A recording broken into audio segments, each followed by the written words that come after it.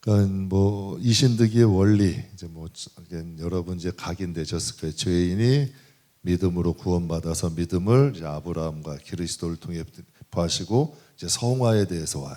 성화하면은 사람들이 좀 어렵게 생각하는데 이걸 자연스럽게 생각하세요. 믿음에 불순물이 빠지는 거예요. 처음에 이제 예수 믿고 나면은 얼마나 투박해요. 정말 세상 사람인지 예수 믿는 사람인지 모르잖아요. 그런데 말씀이 자꾸 들어가면 먹으면 자라. 먹은 대로 자란다는 얘기예요. 세상에 주는 거 자꾸 먹으면 세상 사람 되고, 진짜 하나님 입에서 나오는 말씀으로 먹으면 하나님 자녀 되는 거예요. 그게 성화예요. 하나님의 자녀가 하나님 자녀다운 것, 교인이 교인다운 것, 집사님이 집사님다워지는 것, 여러분 권사님이 권사님다워지는 것, 장로님이 장로님다워지는 것, 여러분 전도사가 전도사다워지는 것, 목사가 목사다워지는 것, 전 이게 성화라고 생각해요. 어렵지 않아요. 교회가 교회다워야 된다 그러잖아요. 교회다움을 잃어버리는 거 아니야. 근데 성도도 하나님이 믿음이라는 씨앗을 뿌렸어요. 그런데 그 믿음이 자라면 당연히 여러분 하나님은 주님을, 성화라는 거는 주님을 닮아가는 거 아니에요. 그러니까 뭔가 우리가 주님의 그런 열매를 맺을 수 있는 거잖아. 입은 무성하다는 것은 자란 거 아니에요. 자라기는 자랐는데 씨가 없는 거예요. 열매를 맺으려면 씨가 있어야 되잖아요.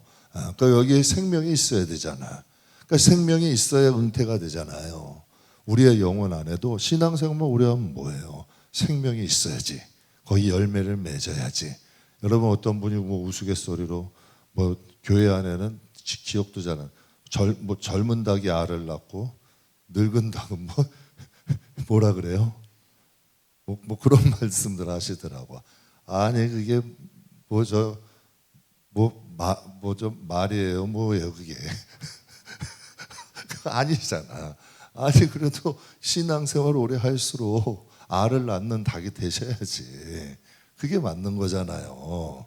왜 여러분 초신자가 초신자를 전도한대? 그러면 연세든 분들은 폐닭 되실 거예요? 그러면 아니 왜 그러면 뭐 폐닭 되실 거냐고. 그 자랑은 아니거든. 폐닭 되지 마시고 생명을 순산할 수 있는 닭이 되자고요. 생명을 좀 양산할 수 있는 그런 믿음의 사람 돼야죠. 그래서 성화는 다른 게 아니래요. 그러니까 성화는 하나님에 대해서 산자가 되는 거예요. 여러분 세상에도 죄 잘 짓는 사람들 있죠.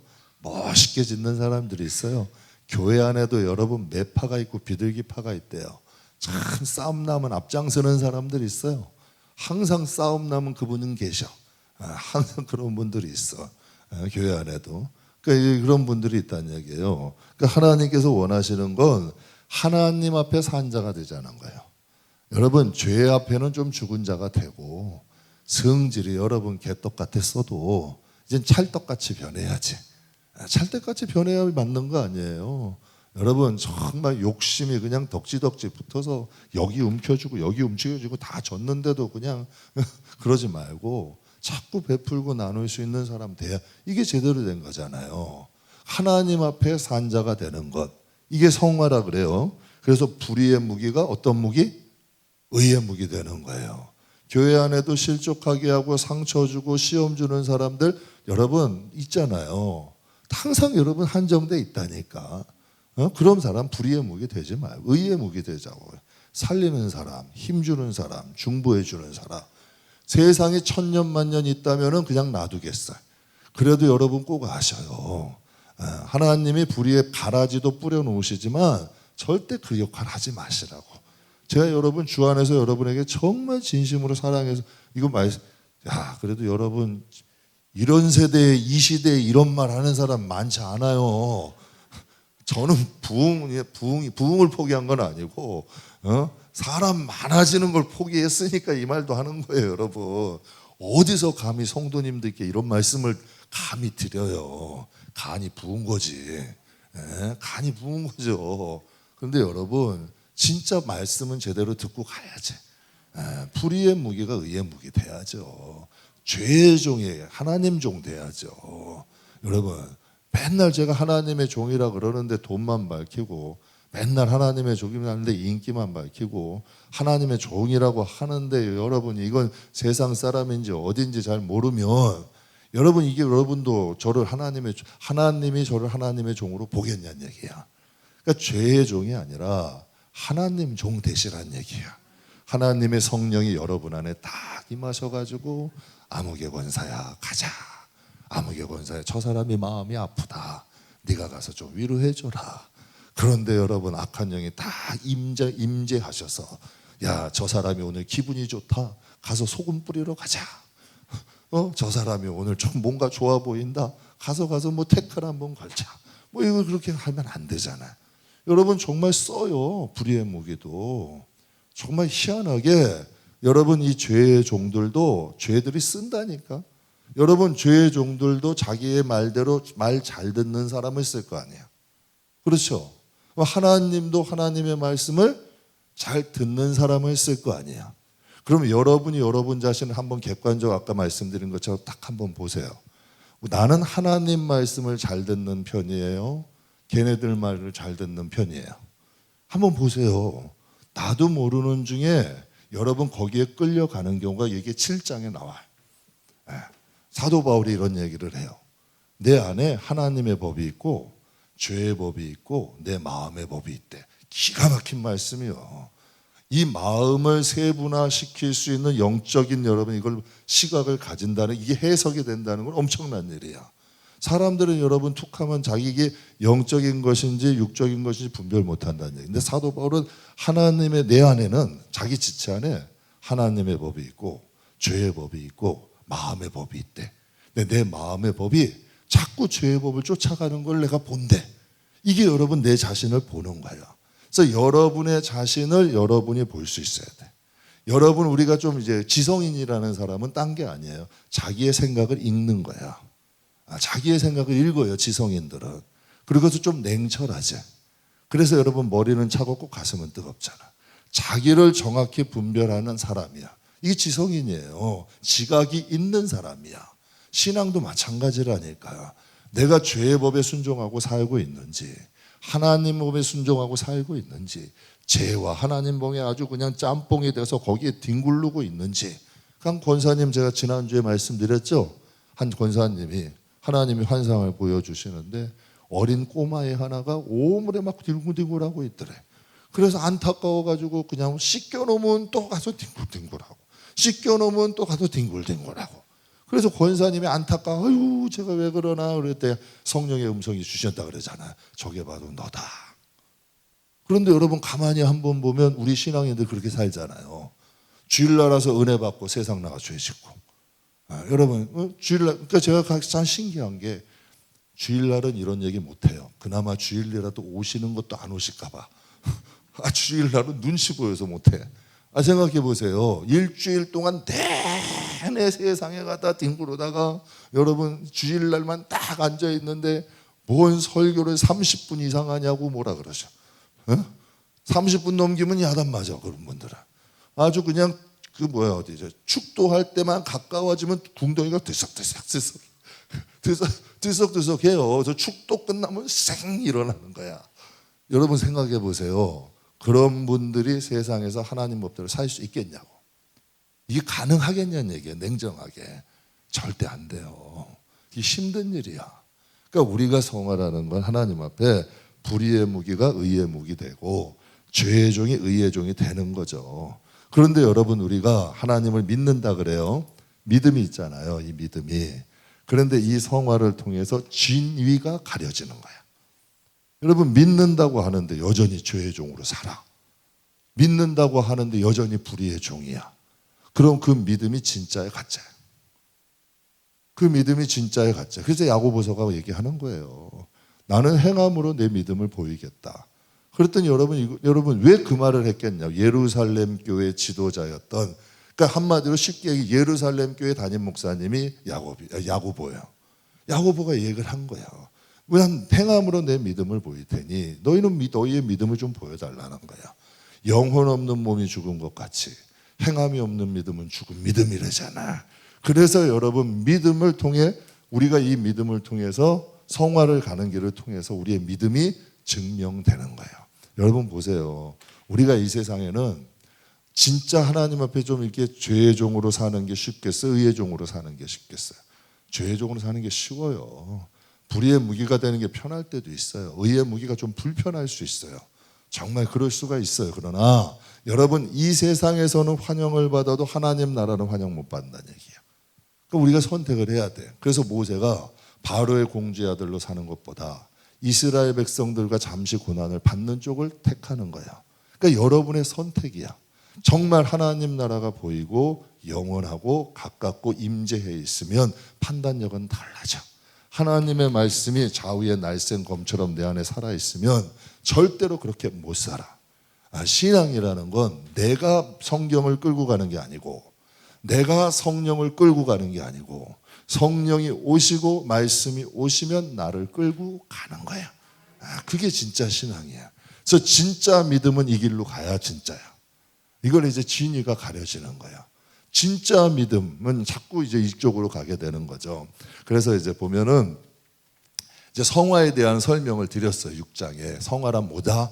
뭐 하면서 세례를 통해서 우리가 죽고 그리스도와 함께 사는 거다. 죄의 종이 의의 종 되고 불의의 무기가 의의 무기가 되는 거다. 뭐 이런 것들을 성화에 대한 기본적인 이제 말씀을 딱 하시고, 그 다음에 성화에 대해서 율법을 말씀하시고 8장에는 성령을 말씀하셔. 그러면 성화하고 율법은 무슨 관계냐는 얘기야. 뜬금없잖아. 그럼 성화하고 성령은 무슨 관계냐는 얘기야. 우리가 생각할 때요, 성화는 고행인 줄 알아. 막 고생하고 억지로 막 내 자신을 막 고생시키고 힘들게 하고 막 이런 걸로 알아. 근데 성경은 지금 그렇지 않아. 성경을 여러분 성화에게 성화라는 주제에 지금 율법이 나오고, 성화라는 주제에 뭐가 나와요? 성령이 나와요. 그러니까 이 역할이 뭐냐는 거죠. 그럼 이제 7장을 한번 볼게요. 성화의 원래 중에 7장의 율법인데, 이 핵심 7장의 이제 핵심 주제를 얘기하면 성도와 율법의 관계가 뭐냐는 거예요. 우리는 생각할 수 있잖아. 율법은 이제 지난 거 아니에요. 옛 약속 아닌가요? 아니에요. 복음도 있잖아. 복음과 여러분 신약과 구약은 연결돼 있어요. 그러니까 성도와 율법과의 관계, 또 율법의 역할에 대해서 이 7장에 나와 있는 거예요. 그러면 여러분 첫 번째로 율법에서 자유하게 된 성도에 대해서 나와요. 우리는 율법에서 자유했다는 1절 한번 읽어볼게요. 형제들아,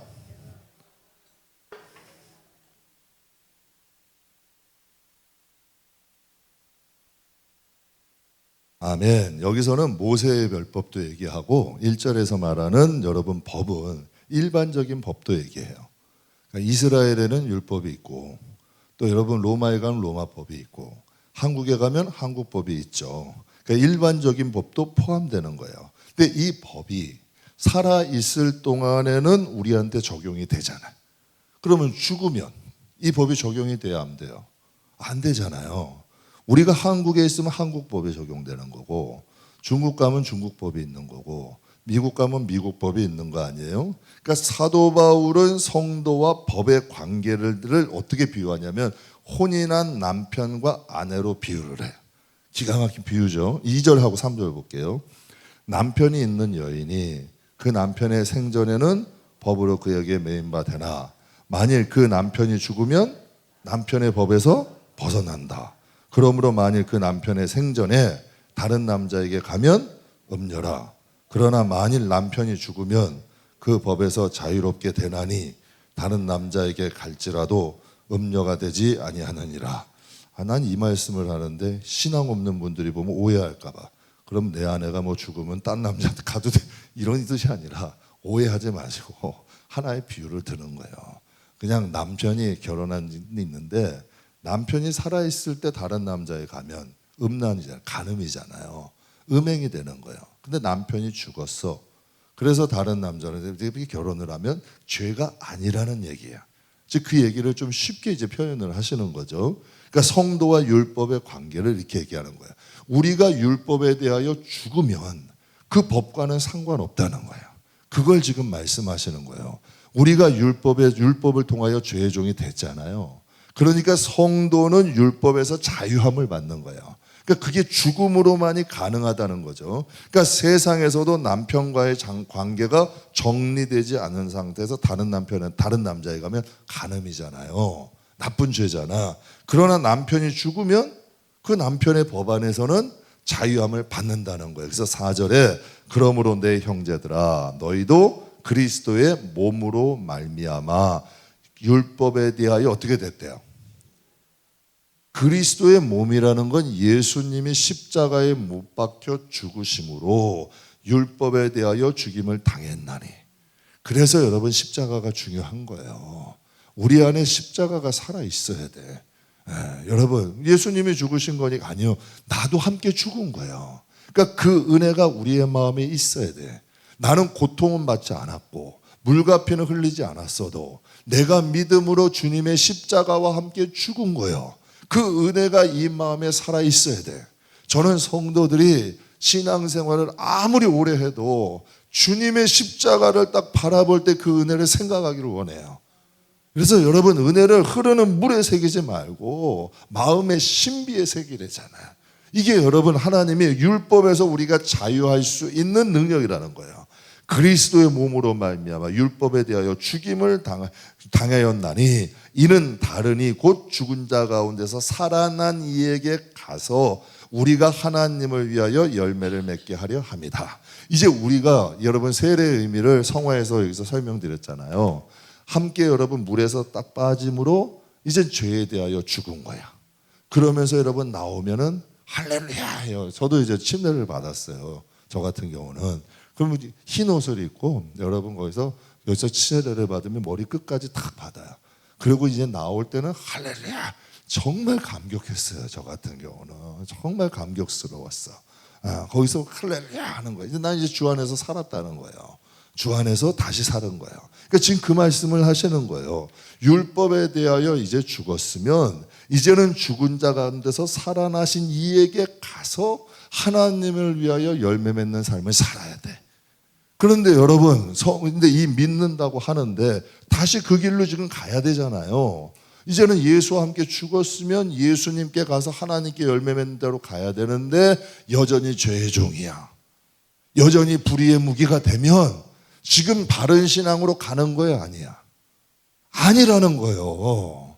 지금 그 말씀을 드리는 거예요. 성화를 어렵게 생각하지 말고 사과나무를 심었으면 사과나무가 나야 될 거 아니에요. 여러분, 왜 사과나무를 심었는데 가시하고 엉겅퀴가 나냐고. 참포도나무를 심었는데 왜 들포도가 맺히냐는 얘기예요. 뭔가 그 뿌리가 잘못됐다는 거예요, 지금. 그러니까 하나님의 말씀하시는 거죠. 그러니까 6장 말씀을 통해서 성화는 불의의 무기에서 의의 무기가 되는 거고 죄의 종에서 의의 종이 되는 거예요. 그러니까 율법의 종이 되어서 죽을 수밖에 없던 우리가 그리스도로 말미암아 율법에 대하여 죽은 자가 된 거예요. 그러니까 율법의 남편이 죽고 우리가 다시 살아나서 우리의 남편 대신 그리스도께 다시 가는 거야. 이런 표현이 이렇게 되는 게 영적으로.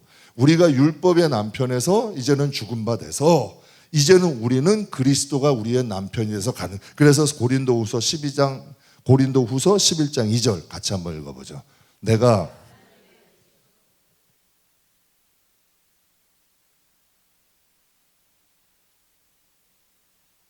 려고 그러나 나는 여러분 내가 하나님의 열심으로 그러니까 왜 여기서 하나님의 열심? 하나님의 그 열심으로 우리를 여러분 구원하시려고 율법에 대하여 죽은 자요. 그래서 이제 그리스도께 접붙여서 우리가 요한복음 15장에 보면 예수님께 접붙였다는 말을 쓰잖아요. 그러니까 주님께 여러분 정결한 처녀로 한 남편인 그리스도께 드리려고 중매한다. 그러니까 우리를 하나님께서 죄에 대한 죽은 자가 되고 그리스도 안에 있게 하시려고 하나님 예수님을 보내신 거 아니야.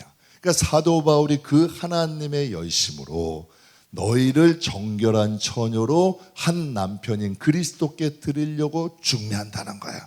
기가 막힌 비유잖아요. 이게 성화라니까. 성화가 절대 어려운 게 아니에요. 죄의 가구는 이제 좀 단절되고 그리스도 안에 있자고요.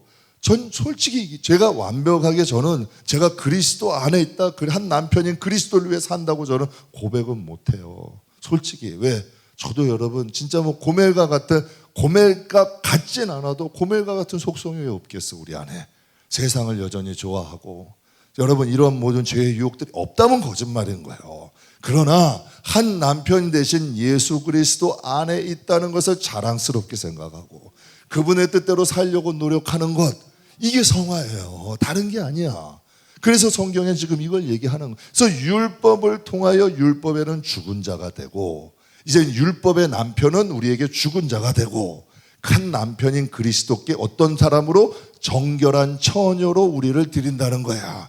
이게 이제 우리가 그리스도께 속하는 거죠. 우리가 예전에는 율법 아래에 있었잖아.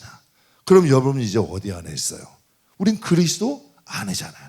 그래서 그리스도인이라는 건 인크리스찬 아니야.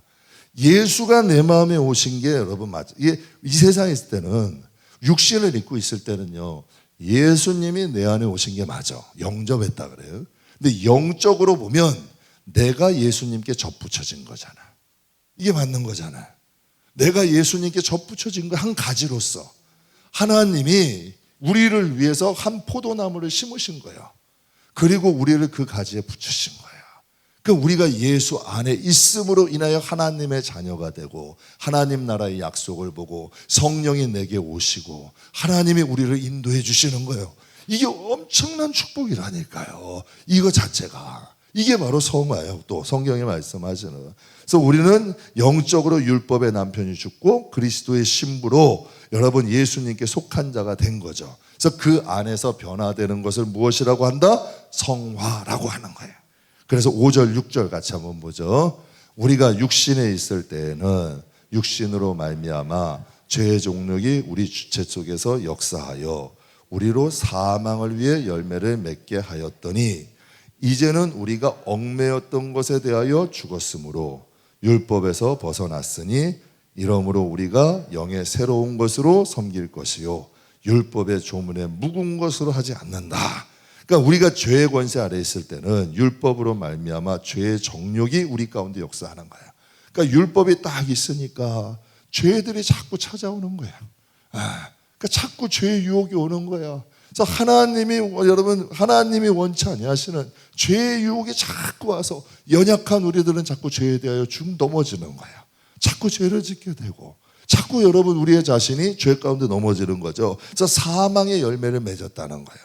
그래서 율법이 옴으로 인하여 우리가 더 죄인이 되는 거죠. 그런데 이제 그리스도의 몸이 죽으심으로 이제 율법의 남편은 죽은 거야. 그래서 여러분 우리가 영의 새로운 것으로 섬긴다. 이건 성령을 말씀하셔. 그래서 하나님이 내가 가고 성령이 오시는 것이 너에게 뭐하대요? 유익하대. 전 이게 기가 막힌 거예요. 예수님은 우리 육신 밖에 계셨잖아요. 성령은 우리 안에 오시잖아요. 그래서 여러분 성령의 능력으로 말미암아 우리가 죄의 권세를 이길 수 있다는 게 8장이야. 그래서 성도는 성령의 능력 받아야 돼요. 병 고치고 예언하는 게 성령의 능력이 아니라 내 마음에 성령의 9가지 열매를 맺는 내 자신이 다스려지고 죄의 종에서 해방되는 거, 이게 성령의 역사, 더 큰 역사라는 거예요. 그래서 제가 여러분께 은사 좋아하지 않아요. 은사 좋아하다가 까딱 잘못하면 교만해져요. 은사자들 대개 넘어지는 게 여러분 교만, 돈.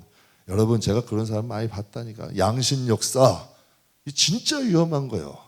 처음에는 여러분 하나님이 역사하셔. 그러다가 여러분 보면 꼭 양신 역사해. 두 가지를 같이 받아버리는 거예요. 그래서 성화되지 않고 은사 받는 사람들은 위험한 거예요. 그래서 자기 멋대로 해석하는 거지. 그래서 굉장히 위험한 거예요. 그래서 제가 은사자들 오면 여러분 다 그 막 졸졸졸졸 따라다니는 사람이 있어. 봤대? 뭐가 열렸어? 뭐라 그러셔? 큰일 나는 거예요. 아주 무당도 아니고. 하나님이 어련히 말씀을 통해서 역사 안 하실까? 그 진짜 위험한 거라니까요. 아이고 뭐라 그러셨대? 그냥 여러분 돈 주고 저 옆에 가서 그거나 이거나 그 무슨 차이예요 그게. 하나님 말씀을 통하여 자기 자신을 볼 수 있으면 그게 최고라니까. 그러니까 여러분 성경을 통해 말씀하시는 거죠. 이제 그리스도의 몸의 죽으심으로 율법에서 벗어나 성령 안에 거하게 되었나니 영생과 성화의 열매를 어떻게 하신다? 맺게 하시는 거예요. 그래서 여러분 성화라는 것은 무엇이다? 율법을 통하여 율법에선 죽은 자 되는 거야. 이제 율법의 남편은 우리에게 죽은 자 되고 우리의 남편이 누가 된다? 예수 그리스도가 되시는 거야. 그래서 성경은 우리가 재림하시는 예수님을 남편에 비유하시고, 여러분 성도들 예수님을 맞이할 우리들을 뭐로 비유해? 신부로 비유하잖아. 그래서 우리가 신부다. 신부가 깨끗해야 돼, 더러워야 돼? 깨끗해야 되잖아요. 그래서 우리가 이것이 성화야. 믿음의 불순물 빼고 정말 믿음의 진짜 믿음의 순결한 믿음 되고, 신앙인 나온 교회가 교회 되듯이 성도가 성도 돼서 쓰는 것, 이것처럼 알아. 제가 그래서 신앙생활 여러분에게 다른 거 요구 안 한다니까. 왜 저는 뭐 요구하고 싶지 않겠어요? 부자도 좋고 명예도 있고 하면 세상에서 어느 정도 빚은 되지만, 제가 성경에도 보면 그랬어요. 유명한 자가 더해준 게 없대. 여러분 하나님 일 하는 것 같지만 그들은 자기 일 하더라고. 하나님을 위해서 진실하게 하는 사람들이 많진 않아. 그래서 많진 않아. 그러나 무명한 자 같아도요, 정말 이름도 없이 빚도 없이 주님을 위해 사는 사람들이 엄청납니다. 엄청나. 정말 하나님 한 분 때문에 위해서, 하나님을 위해서 자기의 인생을 다해서, 제가 그 새벽 예배 때도 말씀드렸어요. 그 아마존의 강성교사님, 정말 이름도 없이 사시지만 그 아마존의 선교한 그 얼굴에 흐르는 여유. 제가 그때 여기 우리 교회도 한번 오셨죠. 한복음 선교사. 나는 깜짝 놀랐어. 이슬람권 선교는 정말 힘들어요. 그런데 한 사람이 복음을 들었다고 눈물을 흘려. 여러분 이게 그 영혼이 살아있지 않으면 불가능한 거예요. 정말 여러분 그렇게 살잖아요. 여러분 캔드릭 선교사 같은 25살의 처녀예요. 젊은 여러분 청년이야. 그런데 여러분 이 땅에 와가지고 복음 전하다 순교했어. 근데 뭐라고? 내 목숨이 1000개가 있어도 난 조선을 위해 바치겠다. 여러분 평생을 주님을 위해서 이름도 없이 빚도 없이 산 분들이 엄청나다는 거예요. 저와 여러분이 정말 이제는 율법에서는 그러니까 신앙생활은 하나님과 1대1이야. 여러분에게 제발 제 부탁드립니다. 하나님을 만나시고 그분을 일을 하세요. 그냥 교회 일 하지 말고, 누구의 사람 되지 말고, 교회 일이 나쁘다는 게 아니라 교회 일도 정말 하나님 보고 바라보셔서 하시는 분은 하나님 보고 바라보셔 하셔. 그러니까 여러분이 하나님 만나서 그 하나님을 위해서 일하시라는 얘기야. 잠시를 살아도 유명하려고 할 필요도 없고, 여러분 뭘 많은 것을 하려고도 하지 마시고, 내가 할 수 있는 힘, 내가 할 수 있는 정성으로 그 하나님 앞에 순수하게 한다면 과부의 두렙돈의 사건은 여러분에게도 일어나는 거야. 그러니까 여러분의 하나님을, 그래서 전 그 하나님이 좋아. 유명하고 뭔가를 많이 해도가 아니라 영으로 나와 임마누엘 하나님 함께 하시잖아. 내가 하는 작은 것도 그분이 받으시잖아. 그러니까 여러분 성경에 보면 나사렛 막달라 마리아나, 나사로의 여러분 그 막내 동생 마리아나, 여러분 이런 뭐 옥합 사건이나 보세요. 이 여인이 한 것을 성경에 기록해서 기념하게 하래. 많은 사람들이 알게 하래. 여러분 과부의 두렙돈 사건을 하나님이 기록하지 않았으면 누가 알았겠냐. 여러분 옥합에다가 여러분 태대가지고 그 기름 해가지고 머리 닦아드렸더니 주위에 사람들이 칭찬해요, 시기하고 미워해? 칭찬해요, 시기하고 미워해요? 그러면 여러분 사람들은 시기하고 미워해도 그걸 하나님이 받으시고 예수님의 장사를 위해 예비했대잖아. 그러니까 하나님이 받으시는 건 다르다니까.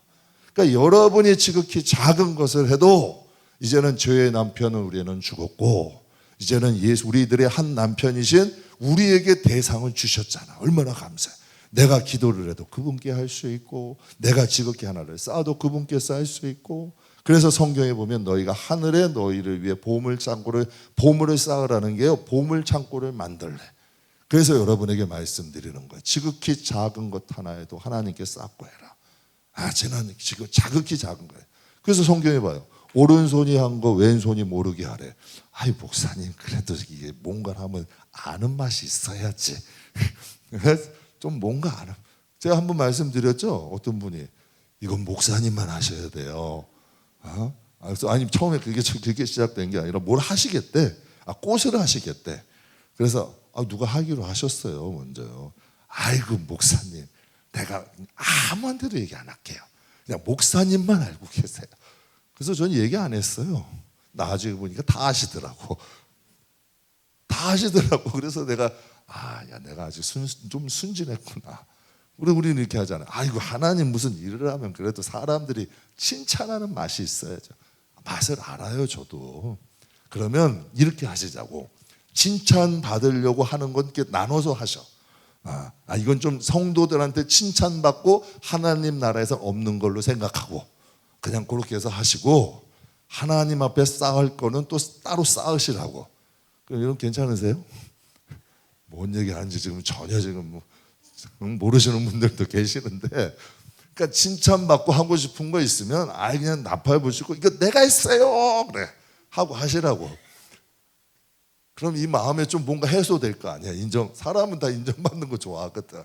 해소되잖아. 근데 진짜 배기는 은밀하게 쌓으시라고. 그러면 그건 하늘에 쌓이는 거예요. 진짜 하나님 앞에 하시라는 얘기야. 그래서 여러분, 이 성화라는 건 다른 게 쉬운 거예요. 율법에 대하여서는 이제는 나는 죽은 자가 되고 한 남편이신 하나님, 이제 예수님께는 산 자가 되는 거야. 이제 내가 예전에는 여러분 불의의 묵이 됐지만 이젠 의의 묵이 되는 거예요. 이제 죄의 종이 됐지만 이제 진짜 하나님 멋있잖아요, 여러분. 여러분, 아무개의 사람이 되는 게 좋아요? 하나님의 사람이 되는 게 좋아요?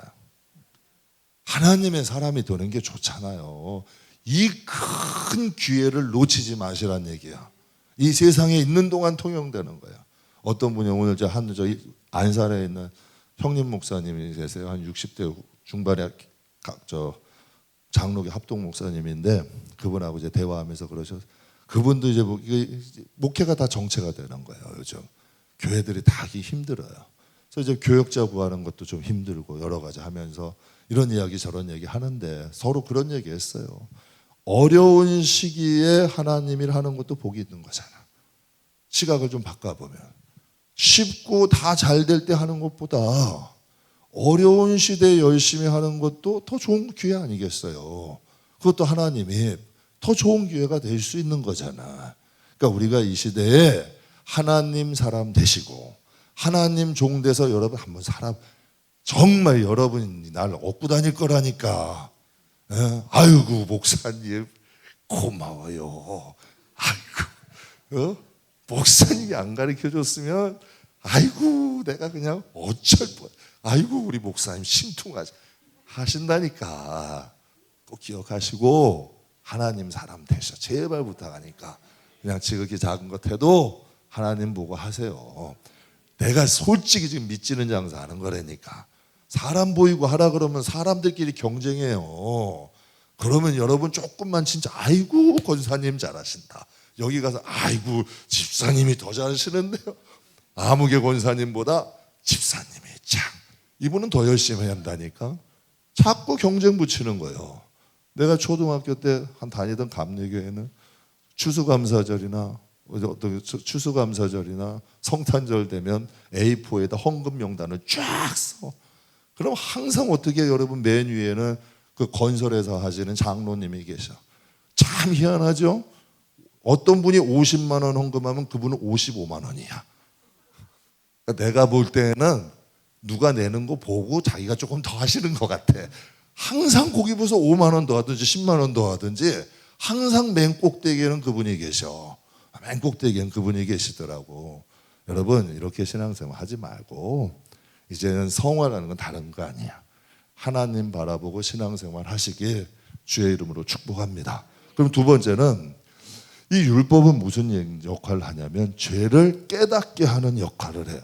여러분 본문을 통해 하나님께서 율법을 주신 목적과 율법의 역할에 대해 말씀드린다. 7절 한번 볼게요. 같이 읽겠습니다. 그런즉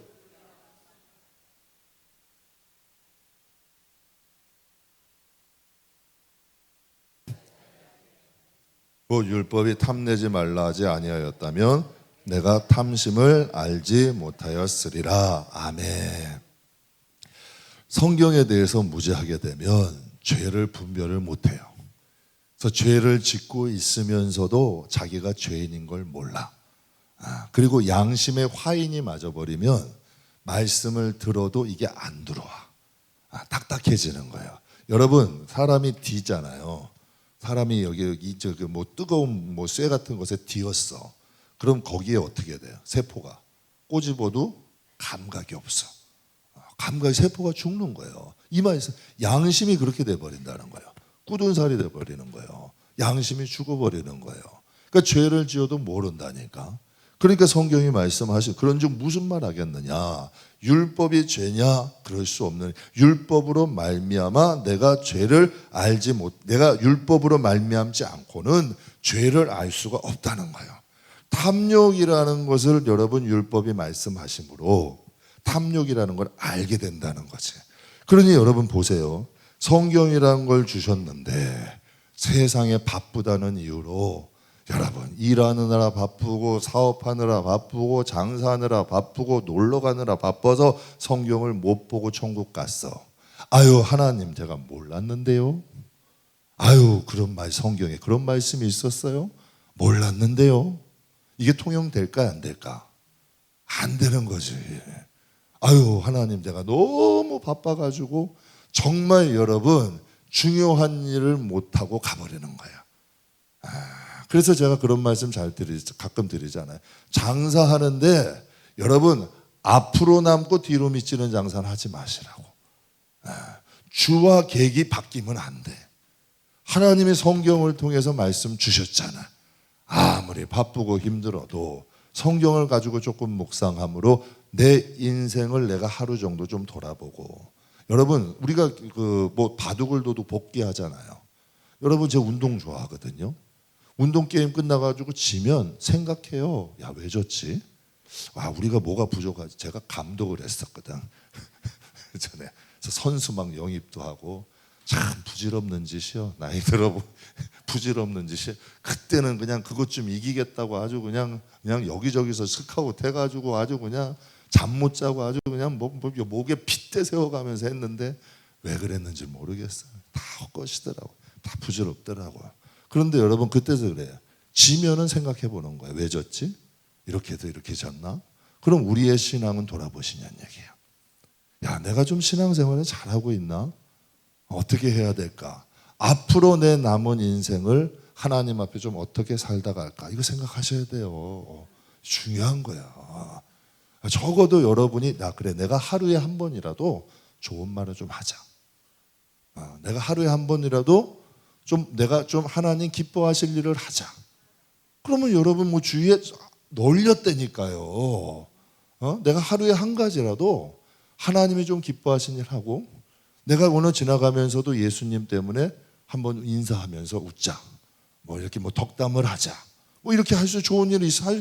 돈 안 든다니까요. 여러분 뭐 노동 안 해도 돼요.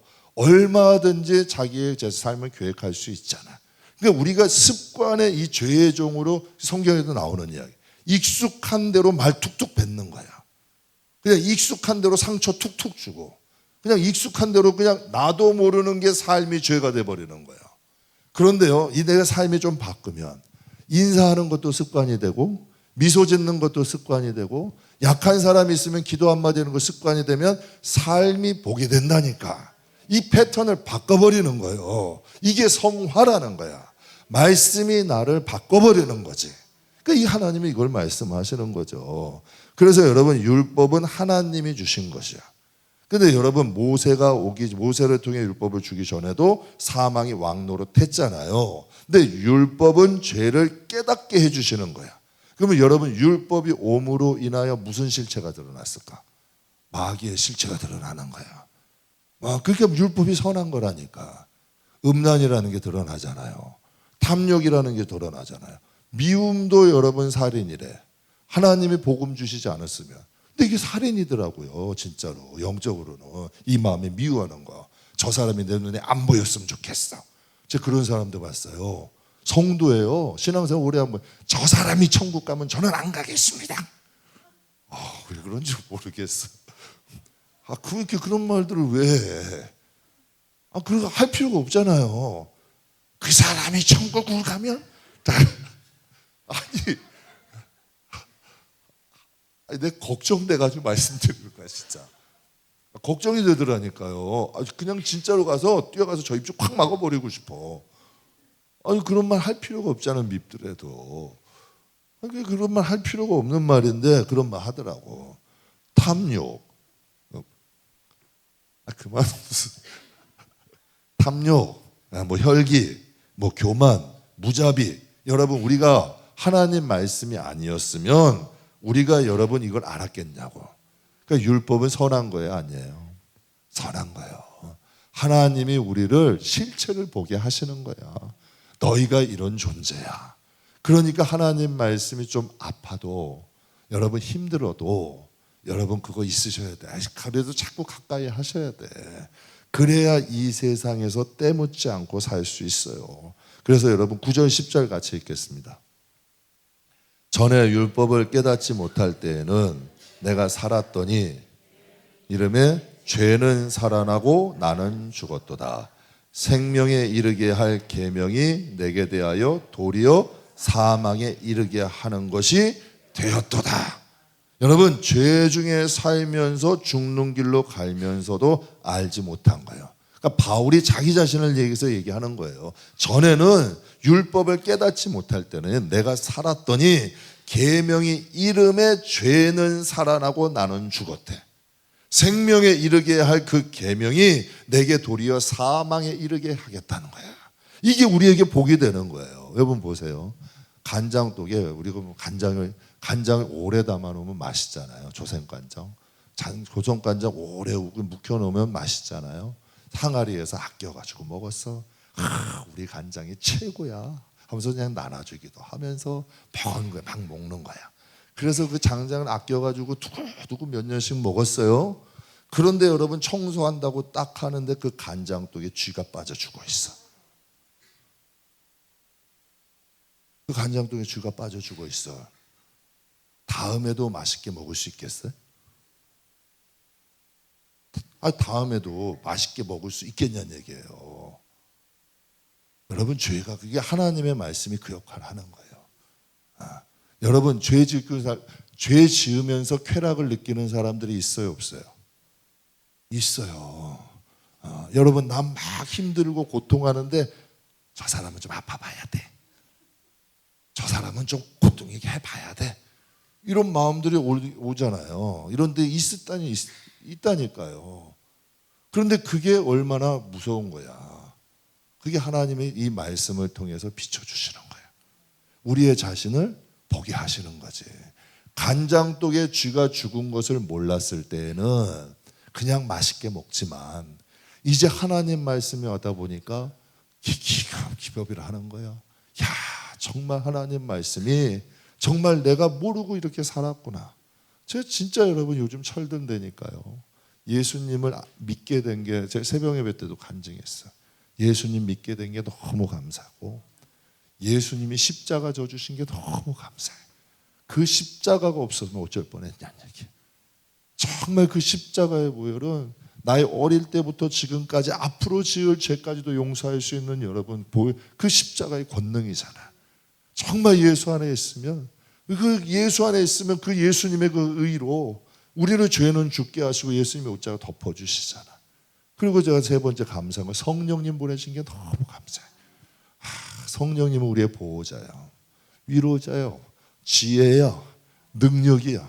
그분 없으면 어쩔 뻔했어요. 가끔요 저도 목회하다 보면 외로울 때 있어요. 여러분 가장들도 다 경험할 거예요. 아내 있고 자식 있어도 여러분 혼자일 것 같은 외로움을 느낄 때가 있어. 그때요 성령님이 함께 하시면 정말 위로돼요. 정말 이 마음의 위로가 돼. 든든해. 정말 성령님께 그래서 혼자 투정도 부리기도 하고 울기도 하고 정말 하소연도 하기도 해. 이게 얼마나 감사한지 몰라요. 그러니까 여러분 우리 하나님이 우리가 그런 몰랐던 것을 깨닫게 되는 거예요. 그래서 사도 바울이 디모데전서 1장 15절에 이렇게 얘기해요. 같이 읽겠습니다. 미쁘다 모든 사람이 받을 만한 이 말이요. 그리스도 예수께서 죄인을 구원하시려고 세상에 임하셨다 하였도다. 죄인 중에 내가 여러분 그러니까 잘 보세요. 지금 이게 어디 말씀이에요? 디모데 마지막이에요. 인생의 마지막. 여러분 손수건 하나만 갖다 놔도 귀신이 떠나가요. 귀신 들린 자가 입으로 시인해. 내가 예수도 알고 바울도 안 돼. 수많은 교회를 건축했어요. 수많은 사람들을 구원했어요. 바울이라고 하면 눈이라도 빼주겠대요. 정말 여러분 따르는 사람들이 어마어마해요. 그런데 여러분 그 마지막에 이런 고백을 해요. 미쁘다 이 말이요. 모든 사람이 받을 만하도다. 그리스도 예수께서 죄인을 구원하시려고 세상에 임하셨다. 내가 죄인 중에 괴수다. 멋있어요? 안 멋있어요? 이게 진짜 멋있는 거예요. 이게 진짜 멋있는 거예요. 여러분 값비싼 옷 입고 좋은 차 타고 머리에 탁 힘들고 반짝반짝 뭐 그냥 금목걸이 금팔찌에 여러분 뭐 어디 비싼 데 가서 머리하고 뭐 해서 초롱초롱하고 온 게 그게 멋있는 게 아니에요. 교회에서. 여러분 우리 시각을 좀 바꾸자고. 교회에서 진짜 멋있는 건 저게 멋있는 거예요. 여러분 그 마음이 얼마나 강물 같은 은혜가 흐르면 인생의 말년 그 큰 사람은 영적인 거성이잖아요. 영적인 거목이잖아요. 그가 얘기해요. 미쁘다 이 말이요. 그리스도께서 우리를 구원하시려고 이 땅에 오셨다. 내가 죄인 중에 괴수다. 야, 진짜 멋있는 말이잖아요. 저는 저와 여러분이 이게 성화야. 그리스도로 충만한 거지. 정말 제대로 된 믿음의 뿌리가 내려진 거지. 오늘 여기까지 할 텐데 오늘 10절까지 할게요. 그래서 여러분 바른 믿음은 일로 가야 돼. 바른 믿음은. 여러분 여기서 부산 가려면 여러분 뭐 경부고속도로 타든 중부고속도로 타든 가는 길이 있잖아요. 부산 가는 사람이 호남선 타면 안 되잖아요. 여러분 광주 가는 사람, 저 해남 가는 사람이 경부선 타면 안 되잖아요. 가는 방향이 있어요. 믿음도 마찬가지야. 제대로 된 믿음은 일로 가야 돼. 그리고 그리스도가 나타나야 되고. 그게 진짜 믿음이야. 우리 이 시간 함께 잠깐 기도하실 때 하나님 우리의 영혼을 조금 정리해 보자고요. 그냥 여러분 그냥 무작정 신앙생활 하지 말고 그냥 조금 우리의 자신을 조금 멀리서 보자고요. 여러분의 이 신앙의 삶은 가지고 영원한 삶이 정말 결정돼요. 영원한 삶이 진짜 결정된다니까. 그러니까 이 세상의 이 신앙의 삶이 정말 중요한 거예요. 여러분 장사 하나 해도 그냥 안 하잖아요. 허툴게 안 하잖아요. 여러분 무엇인가 여러분 자정 살림에도 그냥 허툴게 안 하잖아요. 신앙생활 이왕 하시는 거 하나님 앞에 꼼꼼하게 정말 성경을 통해서 내 자신 돌아보면서 하세요. 그래서 우리 시간 잠깐 기도할 때 하나님 우리가 참포도나무 심었었으니까 참포도나무 되게 하시고 열매 없는 무화과 되지 말고 정말 하나님 앞에 열매 맺는 믿음의 사람 되게 해주세요. 잠깐 기도하겠습니다.